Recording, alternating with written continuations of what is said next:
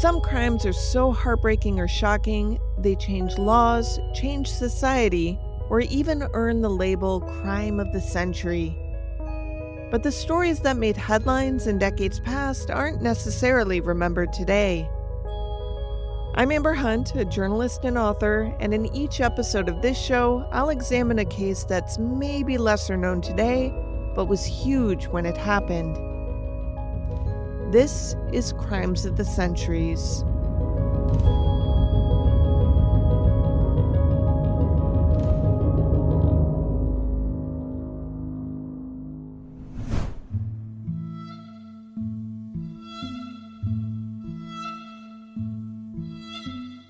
The front page headline in the Kensington Post on December 9th, 1949, did what the best crime headlines do. It humanized the victims while conveying just how horrible their fates were. Geraldine and mother were expected for tea, but police found them dead in wash house. Geraldine was barely a year old. Her mother, Beryl, was only 20. The story began, quote, 2 years last September, a happy young couple left Kensington Register Office to start married life. Last week, the strangled bodies of the young wife and her baby daughter were found in a North Kensington house, and the husband was charged with his wife's murder. End quote. It seemed like an open and shut case, and not just because the husband's often to blame in these type of domestic deaths. Tim Evans had walked into a police station and confessed before the victims had even been discovered, and that certainly looked bad. Neighbors were also quick to say that the couple had been arguing of late. Beryl was spotted with bruises after one particularly loud row. One neighbor believed that Beryl was pregnant, and yet her husband, Timothy John Evans, was also known to have hooked up with one of his wife's younger friends recently. When the victims were discovered, they had been wrapped in blankets and hidden beneath a pile of wood in the wash house, a sort of laundry room/privy that all tenants in the Rillington building shared once upon a time, though at this point it was disused, as the newspapers put it. Beryl was found first. Investigators felt sick to their stomachs when they found her toddler soon afterward. Both had been strangled and appeared to have been decomposing for a week or more. That lined up with what friends reported. Joan Vincent, who'd been school chums with Beryl, had swung by to visit November 15th, but no one answered the door. She told the Birmingham Gazette, quote, I pushed at the door, but there was something behind it. I heard something moving, like a foot at the door, and I thought they were trying to keep me out. I called, I know there's somebody there, but if you don't want to see me, I'll go away, end quote. Joan did go away. A few days later, word reached her that Beryl had gone on a trip to Bristol and she'd be back after Christmas. By December, she knew that was a lie. Timothy Evans had turned himself in to police in South Wales, announcing to the constable on duty, quote, I have disposed of my wife, end quote. The constable was confused. For starters, Wales was some 150 miles away from Evans' home in Notting Hill. Also, at this point, Beryl and Geraldine hadn't been discovered, so police had no clue to what this man was confessing. And besides, what does that phrase mean, I have disposed of my wife? Evans said, quote, I have put her down the drain. I can't sleep and want to get it off my chest, end quote. Evans was arrested and swiftly charged with his wife's murder. Geraldine's death seemed less straightforward. Evans didn't say he had killed her. In fact, he said he had left her in someone's care and told police she should still be there. When police told him her body had been found too, he seemed shocked. Something didn't add up, but you would be hard-pressed to know it by reading the news reports at the time. The stories were pretty straightforward. Beryl and Geraldine were dead, Tim Evans had confessed, justice was set to be swift. No one could have predicted just how messy and monumental the case would become.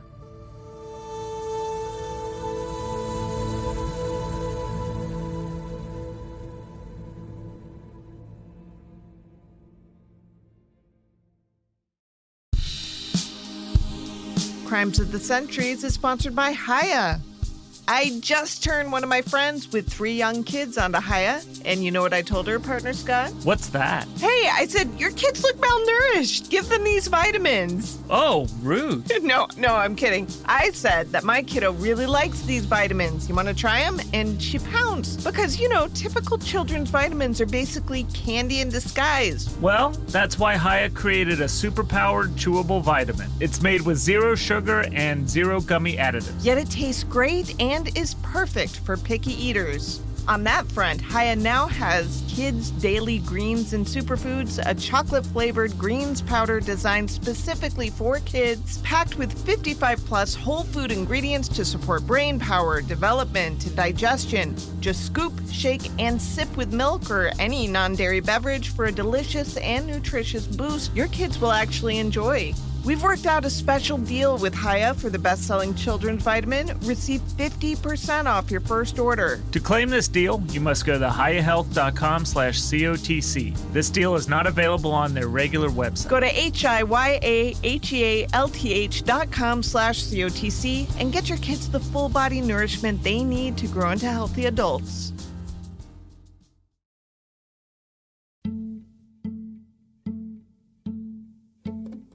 Beryl Susanna Thorley was a Jewish woman born just a few streets away in Cambridge Gardens from the location where she would meet her demise. Her parents were William Thorley and Elizabeth Simmons. During World War II, Beryl and her younger brothers and sister were evacuated to Surrey, writes Kate Summerscale in the book The Peep Show, The Murders at Rillington Place. It's impossible to have a stable upbringing when you're surrounded by war as a child, period.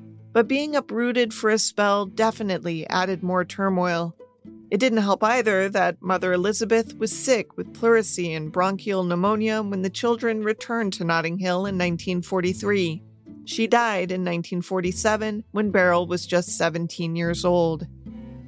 Around the same time, Beryl was set up on a blind date with Timothy Evans, a truck driver, or, as they say across the pond, a lorry driver. He was the only son born to Daniel Evans and a woman named Thomasina, who went by Agnes. The couple lived in Wales and had 2 children together, a daughter named Eileen, followed by Timothy.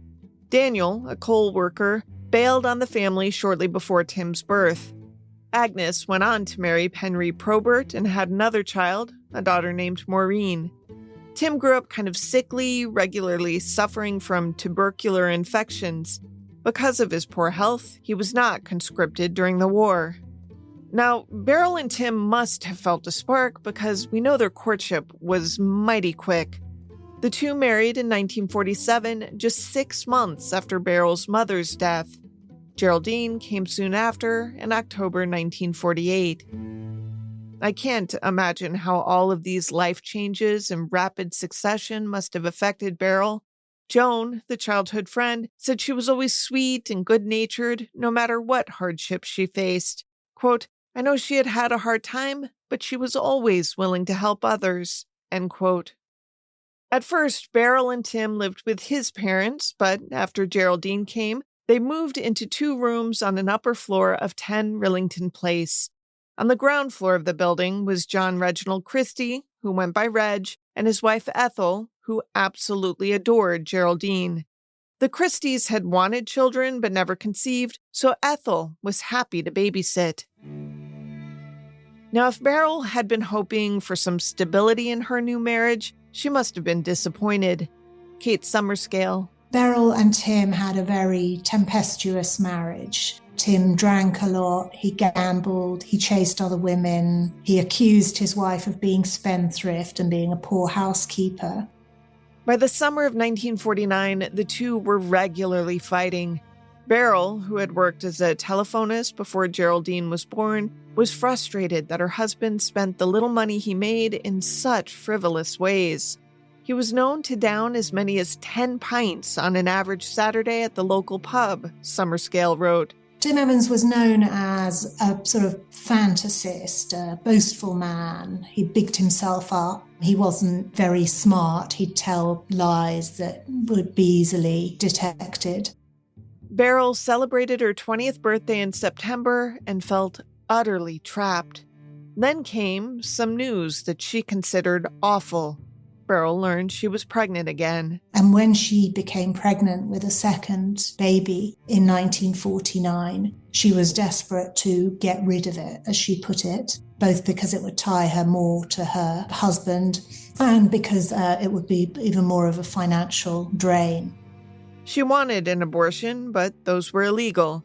Of course, women still had them all the time. A lot of young women who found themselves pregnant resorted to these procedures, and they were extremely dangerous. Many young women died or were physically injured by them. And it was a sort of taboo subject. Sometimes the tabloids would report on some unfortunate who had perished after, they would in euphemistic terms allude to this. But it was not really addressed properly by the government or by the press.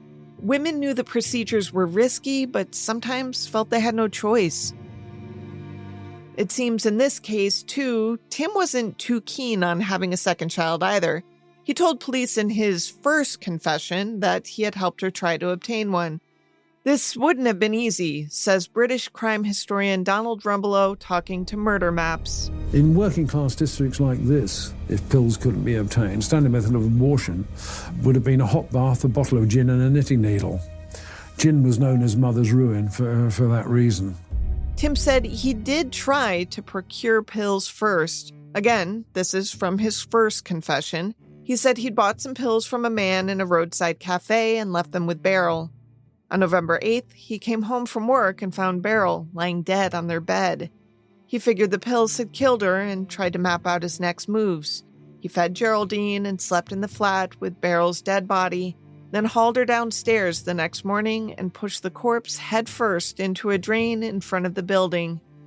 After that, he found someone to watch Geraldine and headed to South Wales to his aunt and uncle's home to figure out next steps. Police were baffled. No one had reported Beryl missing yet. Investigators went to 10 Rillington Place and checked the drains around the building. They found nothing. So he was challenged and said, well, there's no body there. What's going on? At which point he said, no, I said that to protect a man called Christie. See, the pills hadn't worked, so Beryl had enlisted some help from her neighbor, Reg Christie. He was an older man who routinely told people he performed abortions on quote-unquote girls in trouble. Tim said he hadn't wanted Christie's help, especially not after Christie warned him that there was about a 1 in 10 chance Beryl wouldn't survive the procedure. He tried to talk Beryl out of it, he said, but she was adamant. She did not want a second child. On the morning of November 8th, on his way to work, Tim said he stopped by Christie's flat and gave the go-ahead for the procedure. That night, he got home around 6:30. Christie was waiting for him. Christie said, quote, "It's bad news. It didn't work," end quote. He showed Tim Beryl's body, which Tim said was bleeding from the mouth and the quote-unquote bottom part. Tim was devastated. He didn't blame Christie, though, who seemed sympathetic and apologetic. That's why he'd been compelled to protect Christie in the first place. The abortion was with Tim's consent, so again, Tim said he felt complicit in her death. Christie carried Beryl's body to a neighbor's flat that was empty at the time because the elderly occupant had been in the hospital. He told Tim that he would lift a manhole in the street outside and drop Beryl into it. Tim said this was why he'd said it was down the drain, because he had believed that Christie had put it down the drain.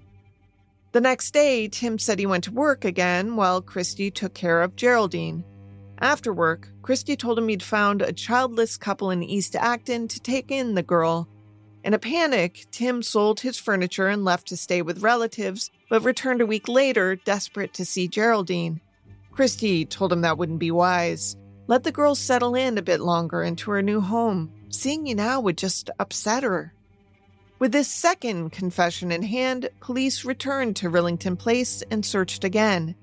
They asked Reg Christie for an interview too, which he gave December 1st. Christie said he had no idea what Tim Evans was talking about. He always considered the guy a bit mental, he said, and he never liked that he could hear Tim hitting Beryl through the building's paper-thin walls. Once, he said, he'd even heard Tim threaten to kill Beryl. Ethel Christie backed up her husband's stories and likewise denied that he was an abortionist. At this point, police still hadn't found the bodies. That would happen the next day.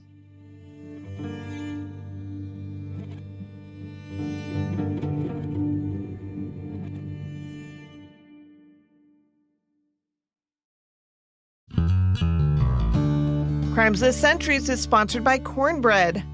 I love talking about cornbread. When we're looking to unwind, which is a few times a week, we turn to cornbread because, as Scott likes to say, taking cornbread is like stepping into a warm bath. Makes you feel so cozy. Right? When life gets a little crazy, I don't grab a glass of wine anymore. I grab a cornbread hemp gummy. Or I grab cornbread's latest product, a THC seltzer. They sent us some samples of that, and they're amazing. We're ordering more for sure. But back to the gummies. Cornbread Hemp's CBD gummies are made to help you feel better, whether you're stressed or feeling some discomfort or just needing a little relaxation. They only use the best part of the hemp plant, the flower, for the purest and most potent CBD. All products are third-party lab tested and USDA organic to ensure safety and purity. Right now, Crimes of the Centuries listeners can save 30% off their first order. Just head to cornbreadhemp.com/COTC and use code COTC at checkout. That's cornbreadhemp.com/COTC and use code COTC.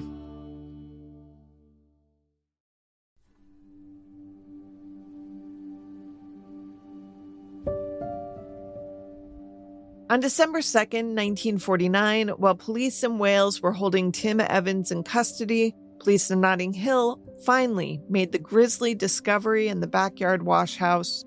By this point, they had expected Beryl was dead based on the confessions of her husband, but they had held out hope that Geraldine really was with a couple in Acton, as Evans had said. Even hardened cops at the scene had trouble processing this twist. Worse still was the confirmation that Beryl had indeed been with child. The male fetus in her womb had been about 16 weeks along. Wales police took Tim to London by train, where officers showed him 2 piles of clothes, one belonging to his wife, the other to his daughter. Then they said Tim confessed again, this time saying he alone killed both Geraldine and Beryl. His story no longer involved an abortion gone wrong, police would tell reporters. This time, they said Tim's story was that he and Beryl argued about money the night of November 8th, and he strangled her with a piece of rope. He left Geraldine alone for the next 2 days in the flat while he went to work, then, on the evening of November 10th, decided to strangle her with one of his ties. He supposedly said, quote, "It's a great relief to get it off my chest. I feel better already." End quote. Now, I'm couching the hell out of this confession because I'm not sure he actually said any of these things, or if he did say them, they might have well been said under duress. There obviously were no recordings of this interrogation, and at this point, police were no doubt very emotionally invested in this despicable crime. Plus, Evans recanted straight away, again saying that Beryl had died during an abortion attempt, and he wasn't sure what had happened with Geraldine.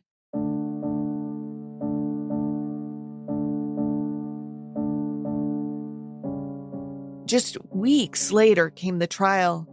English law at the time dictated that a defendant charged with multiple murders could only be tried for one at a time, and prosecutors decided to focus on Geraldine.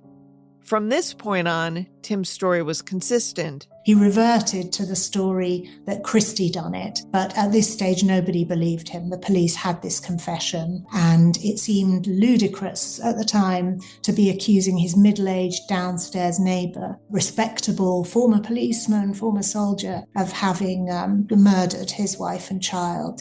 That story was given very little credence. In fact, Reg Christie was a key witness for the prosecution. So was his wife, Ethel. Both were described by reporters watching the trial as frail and upset as they took the stand, describing how Tim and Beryl had often fought, with Tim sometimes becoming violent. Evans' lawyer, Malcolm Morris, handled the cross-examination. This is Paul Brody from Well I Never. Morris attempted to discredit Christie's testimony and build a case that placed him as the prime suspect by outlining his criminal past. While Evans had no previous run-ins with the law, John Christie had struck a woman over the head with a cricket bat. Ironically, this tactic may have worked in Christie's favour. The jury saw a man who had reformed his life of crime, served his country, and worked as a special constable. Surely, if John was still a violent man, it would have come to light in the 17 years since his last arrest. Plus, he had no motive for murdering Beryl and her daughter. By all accounts, they barely knew each other. Evans, on the other hand, had clear motive, and he'd confessed. Granted, he'd supposedly given 3 confessions, and each had played out quite differently, but still. It's also worth noting that this trial wasn't for Beryl's death. It was for Geraldine's. Even if jurors bought that Christie had performed a fatal abortion on Beryl, Evans had never provided an alternate theory as to what happened to Geraldine beyond, well, Christie must have killed her too. He didn't claim to have seen Christie do it. He didn't offer a motive for the crime. And in fact, Ethel had been visibly upset on the stand over Geraldine's death. Remember, she had loved that little girl. Believing Evans' version of events meant believing that he'd, in cold blood, killed a helpless child his own wife adored. This was a no-brainer for jurors. They convicted Evans, and the judge sentenced him to death. He was hanged March 9th, 1950. He was 25 years old.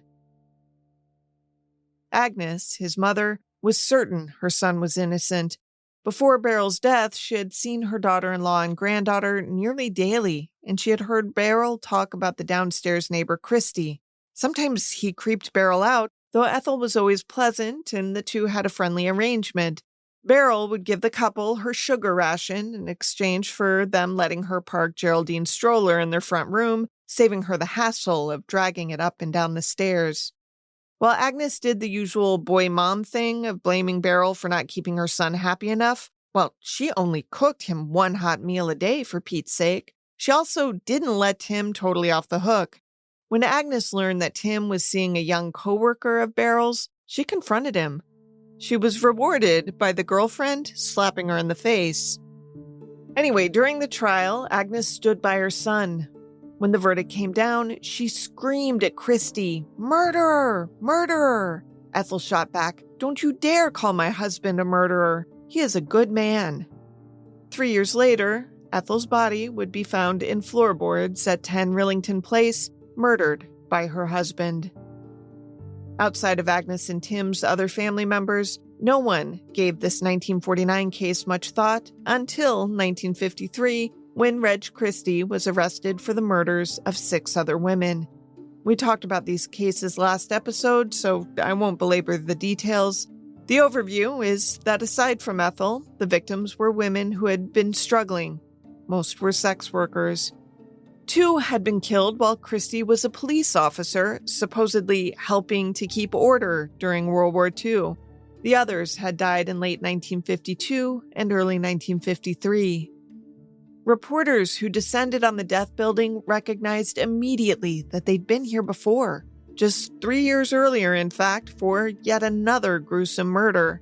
And they remembered not only that Christie had been living in the building when that happened, but he had been a star prosecution witness and the guy that Tim Evans said was the real killer.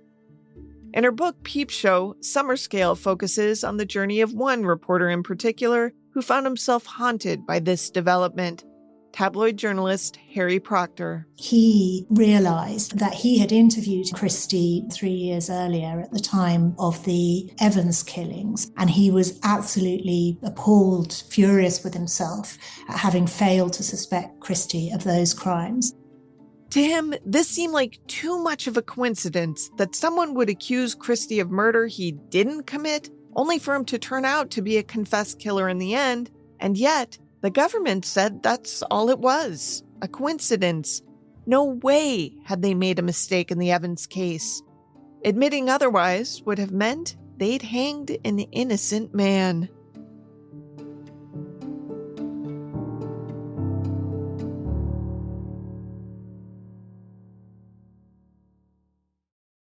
Humor me a tangent. I promise I have a point, and I'll be quick about it. Journalism has always been a divisive profession. Before we were declared in recent years an enemy of the American people, Hitler dismissed us as the Lügenpresse, or lying press. A lot of the derision is unfair. Most journalists work long, hard hours for crap pay with the noble endgame of holding the powerful accountable. It's important work. That's why it's the only profession protected in the Bill of Rights, and not in fine print either. It's right there at the top. But that the gig is vital to democracy doesn't change the fact that it's also a business. That's been the case since the Relation of Strasbourg began publishing weekly in 1605, costing 12 guilders for an annual subscription. The need to cover costs, if not turn a profit, has led to some cringy practices over the years. Which brings me back to tabloid journalist Harry Procter. Procter and his then employer, the Pictorial, were so desperate to lock down exclusivity on Reg Christie's story that they bought him suits for court and paid for his defense lawyers. Wilder still, that wasn't unusual for the time. Now, the Pictorial's interest as an outfit was just to sell papers, but Procter's angle was a little bit different. It became a kind of personal mission, an attempt to redeem himself and restore his self-respect, to track down Christie and to secure the exclusive of his story. And he hoped to secure a confession to those murders of 1949. He felt he had failed readers by dismissing out of hand Evans' allegations back in the day. Procter remembered meeting Christie, remembered interviewing him, and remembered thinking, there's no way this guy did what that nutbag Tim Evans said he did. He never questioned the police narrative of the death, and now he felt guilty about it. Maybe if he'd been more skeptical, Evans wouldn't have hanged. And maybe the 4 women killed subsequently would still be alive. And the timing of all this was important because England was at a tipping point when it came to the death penalty. The country was divided on the matter, as you can hear in this British Pathé interview compilation from the 1950s. Do you think hanging is a deterrent to murder? I'm certain it is. I'm against it because it's cowardly. I'm against it because it's inefficient, out of date. But above all, I'm against it because I'm trying to be a Christian. It's my job to preach Christianity. I'm perfectly certain that capital punishment is incompatible with the Christian truth and the Christian way. A movement to abolish the death penalty was gaining steam in part because other cases prior to Christie's arrest had underscored how unfair and capricious the system could be at times. Take, for example, the in-the-line-of-duty murder of police officer Sidney Miles. On November 2nd, 1952, 2 teenagers named Derek Bentley and Christopher Craig broke into the warehouse of a confectionery company in Croydon. Craig, who was just 16 years old, armed himself with a revolver. Bentley, age 18, had a pair of brass knuckles. Neighbors spotted the pair climbing over the gate and up a drain pipe to the roof of the warehouse around 9:15 p.m. and called police. Sidney Miles was among the responding officers. One of the other cops managed to grab Bentley for a moment, but Bentley broke free. Miles gave chase. From a BBC documentary. Brave death on a nearby rooftop to bring Christopher Craig and Derek Bentley to justice after policeman Sidney Miles had been murdered. Craig fired the fatal shot, but Bentley hanged because he had called out the ambiguous 4 words, "Let him have it." Craig was 16 and so too young to be put to death. He served just 10 years. Bentley, illiterate with the mental age of an 11-year-old, was 19, and so, in the eyes of the law, an adult. He was sentenced to death as Craig's accomplice. It wasn't that people wanted Craig killed too, but they didn't see why Bentley, the guy who didn't pull the trigger, should be executed when Craig wasn't, especially when the phrase, "let him have it," didn't necessarily mean shoot the police officer. Bentley's lawyer said that what his client meant by "let him have it" was, "give him the gun, Craig, let him have it." And then there was Bentley's mental capacity. Even the jury made a recommendation of mercy when they found him guilty. The court sentenced him to hang anyway, outraging thousands of people who signed petitions calling for the sentence to be revised. Bentley's father, William Bentley, wrote to Prime Minister Winston Churchill begging him to intervene. The condemned man's mother, Lillian, wrote to the Queen, quote, "as mother to mother," end quote. Bentley appealed, but on January 26, 1953, the front page story of the Bristol Evening Post was headlined, "Bentley to Hang on Wednesday." William Bentley made a last-ditch effort to rally public sentiment, calling on more petitions to be filed on his son's behalf. "Why pick on my boy?" he told reporters after delivering 11,000 petition signatures to the Home Office building. Starting at dawn, January 28th, a crowd of 500 people gathered in protest outside of Wandsworth Prison in London. From an Evening Sentinel story, quote, "The crowd booed, jeered, and flung coins toward the entrance as a uniformed prison officer came out carrying a large black-framed glass-covered board containing the execution notice. The crowd surged for it again as he struggled to put it up. The glass shattered into 100 pieces, but the notice remained inside the frame," end quote. None of it mattered. At 9 a.m., Bentley was hanged at the prison. Roger Hood, professor of criminology at the University of Oxford. I think what that demonstrated was that to have a system in which the death penalty was mandatory for murder, and in which every way of trying to classify murders as those that were death-worthy and not death-worthy came down to a political decision of a Secretary of State. That particular Secretary of State decided that he would not act in the favour of Derek Bentley. After the execution, the debate over the death penalty in Britain was at a fever pitch. Now, remember, this is late January 1953. Tim Evans had been hanged 3 years earlier, and Reg Christie was arrested just 3 months after. The people in power at this point did not want there to be proof that they had screwed up in the Evans hanging. So reporter Harry Proctor was aiming to do everything he could to secure a confession from Reg Christie in the Evans deaths, while police and prosecutors were adamant that Christie had nothing to do with the murders of Beryl and Geraldine. They kept assuring the public that Tim Evans had been rightly hanged, even after Christie said he was Beryl's killer.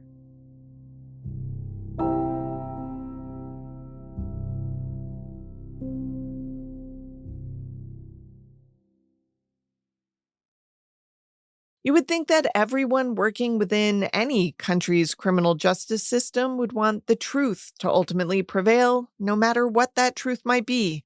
But that's often not the case. This is why I roll my eyes when I hear people complain about politics sullying their true crime coverage. Politics play a huge role in the criminal justice system. In America, county prosecutors are elected. Presidents center campaigns on how they view the justice system. I mean, come on now. Immediately after serial killer Reg Christie's arrest, he still denied having anything to do with the 1949 murders of Beryl and Geraldine Evans. But then it became clear that his best defense would have to be one of insanity. And with that in mind, his lawyer encouraged him to confess everything. The thinking at the time was that the more people Christie had killed, the more likely the jury would be to find him insane. And Christie added Beryl Evans to his list of victims. He did not add Geraldine, however. And his story about what happened with Beryl kept changing, which muddied the waters. At one point, he said he and Beryl had sex at least once, a little side affair that neither of their spouses were aware of. At another point, he said he had never had sex with her at all, not even while he was killing her, despite that being the MO with his other victims. The most detailed confession he gave came June 8th. He said that the evening of Beryl's death, Tim had gone out with a blonde. This was probably the young friend he'd had an affair with shortly before Beryl's death. Christie said that Beryl told his wife Ethel the next day that she was going to file for a separation. She said Tim's mother, Agnes, would take Geraldine, and she, meaning Beryl, would kill herself. Which seems odd. Why file for separation if you're planning suicide? Anyway, Christie said he went to the Evans flat a few days after hearing this and found Beryl lying in front of the fireplace in the kitchen. She had turned on the gas and was waiting to die. Christie, being the compassionate hero that he was, flung open the windows and saved her. They both had tea. But within days, Beryl was begging him to help her end her life. According to him, quote, "She said she would do anything if I would help her. I think she was referring to letting me be intimate with her. She brought the quilt from the front room and put it down in front of the fireplace," end quote. But Christie had a bad back and couldn't perform in that position, so he just turned on the gas and strangled her after she fell unconscious. Tim Evans came home later and found his wife dead. Christie told him, "Everyone's going to think you did this. We've all heard you guys fighting and we've seen Beryl with bruises." So Christie helped dispose of the body. As for Geraldine, Christie said, quote, "I don't know anything about what happened to the Evans baby," end quote. Now, in a different confession, Christie said he did have sex with Beryl. His vacillating on basic facts made it easy for the authorities who wanted Tim Evans to stay guilty of the crime to say, "See, he's just confessing this to make people think he's crazy." The public wanted answers, though, so Beryl and Geraldine's bodies were exhumed May 18th, 1953. They were looking to see if the corpse had some evidence of gassing, because that at least would corroborate Christie's tale that he helped use gas to kill her. But all the experts could tell was that both victims had been strangled. Kate Summerscale again. And so there was a question mark over this confession. And it also didn't make much sense that he should have killed the mother, but someone else killed the baby. It didn't add up. Now remember, Tim Evans' trial wasn't for killing Beryl. It was for killing Geraldine. Christie had not and would never confess to killing Geraldine. So the state, or the Crown, because this is England, was able to say, hey, even if Christie did kill Beryl like he says, Tim killed the baby, and that's the death for which he was hanged, so we're all good here. Of course, even confessed killers don't always confess to every bad thing they ever did. I've seen this firsthand. They can't always admit to themselves the worst deeds. Christie was already this way in other regards. Like, he was known to drink, and yet... He was very keen to emphasize that the reason he kept brandy in his house was to knock out women so that he could rape and kill them, and not because he drank hard liquor himself. That epitomized the kind of weird double mentality he had of what was morally important to him and what was utterly unimportant to the lives of these young women that he took. So he might not have confessed to killing Geraldine because he felt morally okay killing his suicidal neighbor and some sex workers and his nagging wife, but he might not have been able to justify to himself killing a 14-month-old innocent. Regardless, none of this came up at the trial against Christie, which was focused on the death of his wife. The government's attorney general was assigned to prosecute Christie, and he was determined to keep the Evans case out of the trial to focus on the more recent murders. And so they mostly succeeded in keeping and sort of hushing up his possible involvement in the Evans case for the time being. But the issue didn't just go away after Christie's execution, July 15th, 1953. Agnes Probert, Tim Evans' mother, continued to fight on her son's behalf. Harry Proctor kept at it too. Eventually, in 1961, a journalist and author named Ludwig Kennedy wrote a book called 10 Rillington Place that made a compelling case Evans had been innocent all along. Kennedy went on a press tour describing his tale as, quote, the first full story of an appalling miscarriage of justice, end quote. The book even began with an open letter to the Home Secretary asking him to read the record and hold a new inquiry. That did happen in 1966. The resulting report was confusing, but the gist was that Mr. Justice Daniel James Braben said it was more probable than not that Evans had not killed his daughter, but also more probable than not that he had killed his wife. Which is the exact opposite of Christie's confession, but okay.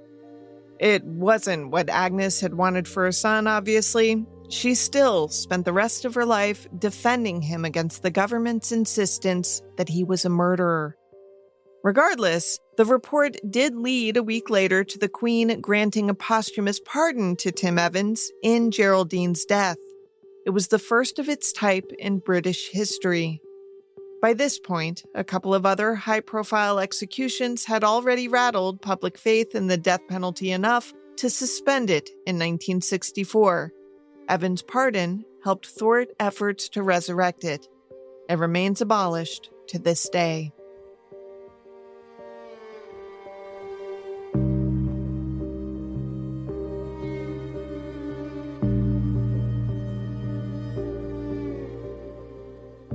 To research this case, I read an advance copy of Kate Summerscale's The Peep Show, The Murders at Rillington Place, and interviewed the author. If you've listened to these past 2 episodes covering matters in the book and wonder, gee, is there really enough new in there for me to still read it? I can answer that for you. Definitely yes. I also read contemporary news coverage and author Jonathan Oates' John Christie of Rillington Place, biography of a serial killer.